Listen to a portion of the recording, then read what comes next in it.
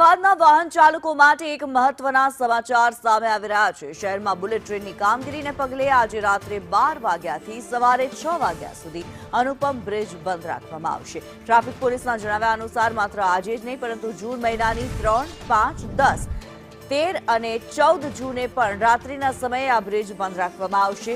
આ કામગીરી દરમિયાન અનુપમ સિનેમાથી કાંકરિયા બ્રિજ તરફ જતો માર્ગ બંધ રહેવાનો હોવાથી ટ્રાફિક પોલીસે વાહન ચાલકો માટે વૈકલ્પિક રૂટ જાહેર કર્યો છે, જેથી નાગરિકોને હાલાકી ન ભોગવવી પડે।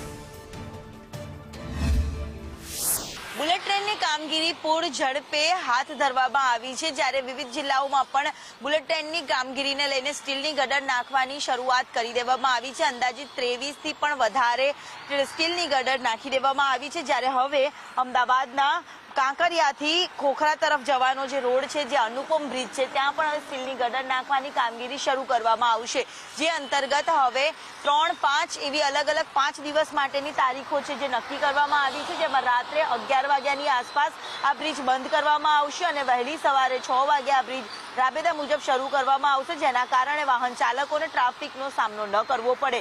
3, 5, 10, 13 અને 14 જૂન આમ અલગ અલગ 5 દિવસ સુધી આ સ્ટીલની ગટરની કામગીરી કરવાના કારણે ડાયવર્ઝન છે તે આપવામાં આવ્યું છે, જેને લઈને વાહન ચાલકોને પણ સૂચના આપવામાં આવી છે કે રાત્રિ દરમિયાન અહીંયાથી ન નીકળે। કેમેરામેન પુખરાજ શર્મા સાથે દિવ્યા ચૌહાણ, સંદેશ।